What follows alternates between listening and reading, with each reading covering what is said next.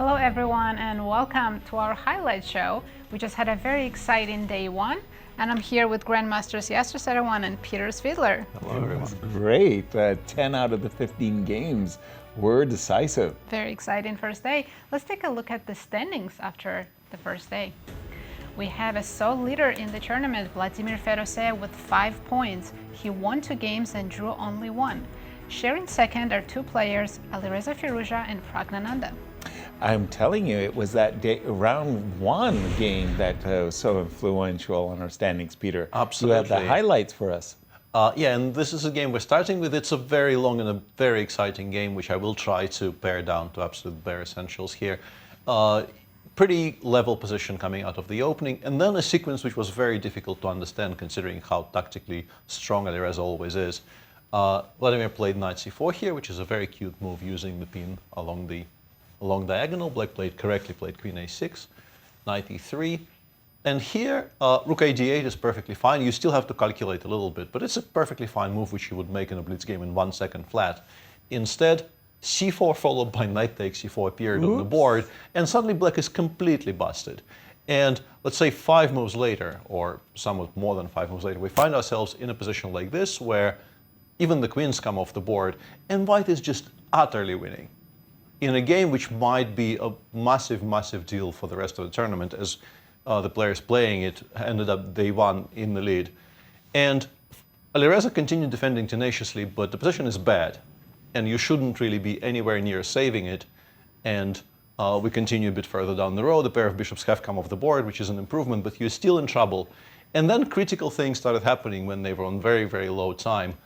And I guess maybe the most critical position of the game was, one of the most critical positions was here, where, as you can see, white's extra pawn is now on a6, about to queen. But after king g5, a7 and h4, even if white wins a full rook by promoting the pawn to a8, the counterplay with g3, g2, g4, g3, g2 is just enough to make a draw. Instead, Alireza played king e7, and in the exact same variation, the king is not on the right squares. And then we get to a position sometime later where both of them are playing basically on increment, and despite white having a full extra rook, there's only one winning move in this position, which is the move king d6, with the idea of meeting knight f3 with rook f1, g2, and rook takes f3. Ooh. King takes f3, e5 discover, check. Nice. And then bishop takes g2, and then king e7 takes f7. This wasn't played though. Vladimir played bishop d5, and then suddenly, after knight f3, it's just a draw. And the game, the day began with the defending tour champion saving a position he had no business saving at all. Yeah.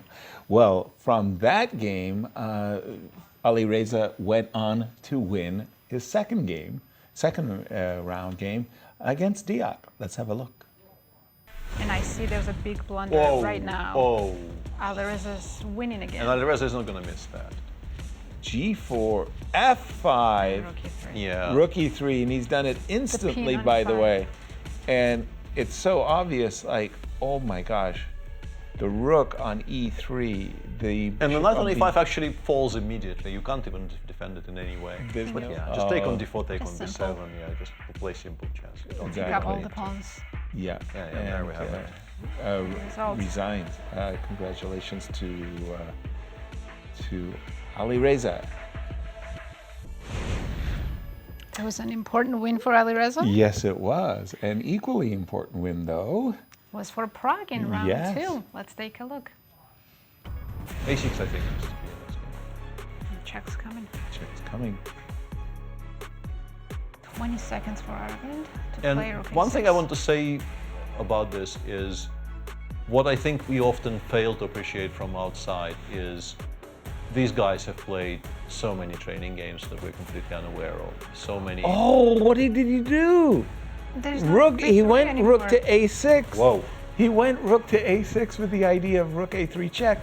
He stopped himself, put his rook on b6, and suddenly bishop takes d5. It's overthinking again. Yeah, and b3 was... Now, wait a Is it minute. draw now? Well, suddenly there's a pass d pawn for Yeah, white. bishop e4, and because rook My d8, rook d8 goodness. no longer Bishop wins e4, the The uh, d the pawn. yeah. Rook to d8. I can take this pawn with a check and then defend the pawn on d6 with bishop b4.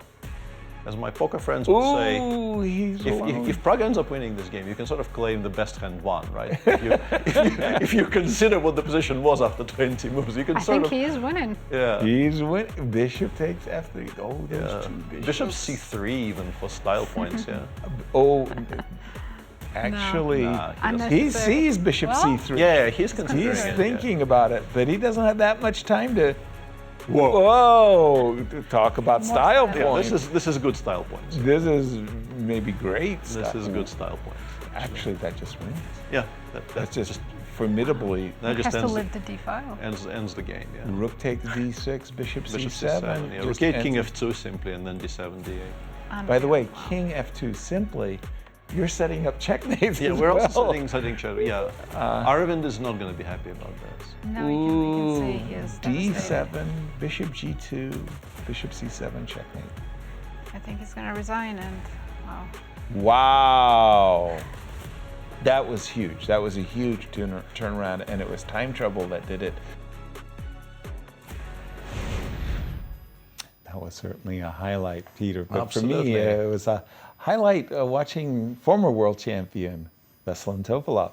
Yeah, and a bit of a redemption arc here in round 3, the game between Maxim Shelegrov on the white side over quiet-looking Spanish here with Veselin playing the Ruy Lopez with the black pieces. And here you can very easily imagine white taking on e5, all the pieces coming off and it being a very quiet draw. But MVL was not having a particularly great tournament. He was playing against somebody who had no points at that point. Right. So instead of that, MVL went for a completely different structure, which is now very reminiscent of some Najdorfs you may have seen.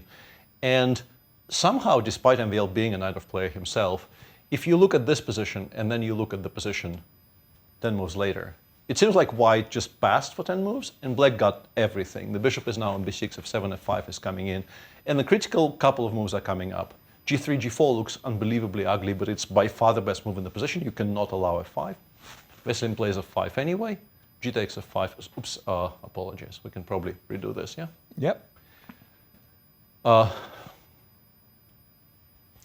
g4 looks incredibly ugly, but it's by far the best move because if you allow f5 for free, your position will just collapse. So MVL plays g4, black plays f5, gf5, knight takes f5. And in this position, despite all of this being good and correct from black, you should still accept the sacrifice. G takes f5, rook takes f5. You can play rook d5. The best move here is rook e6. But after bishop e3, you can realistically expect to hold the resulting endgames because you will, once black takes on f3, as will eventually happen, you will just give up the queen for the two rooks, trading the bishops first, which is very important. And then black's structure is not solid enough to actually give him a winning advantage. But instead, MVL made a very strange decision to play king e1. And after knight e7, white's position is just unbelievably unpleasant. There's a lot of pressure along the f-file. You constantly have to watch out for all the knight jumps. And Veselin himself was somewhat critical of how quickly he won his game, but he did win it, and there was never really any particular doubt that he will, because he wasn't doing it in a most forcing fashion, but he was pretty much always in control. And a very, very nice touch at the very end of the game where white has spent like 25 moves trying not to collapse on the king side, and then what does him in is a reminder that the game is played on the entire board. Right. And now the entirety of the white queen side is going to disappear, so MVL resigned here. A very nice victory for Veselin, who did not have the brightest start to the tournament, but this will cheer him up. Thank you, Peter. Very, very nice game indeed by Veselin. And Nazi, tomorrow, our schedule. Let's have a look. Players will play rapid rounds 4, 5, and 6. Then there will be one more day of rapid on Monday. And after that, there will be 2 days of blitz. Lovely. Looking forward to it. Very eventful day 1. Hope you enjoyed our highlights, and we'll see you for day 2. Thank you for watching.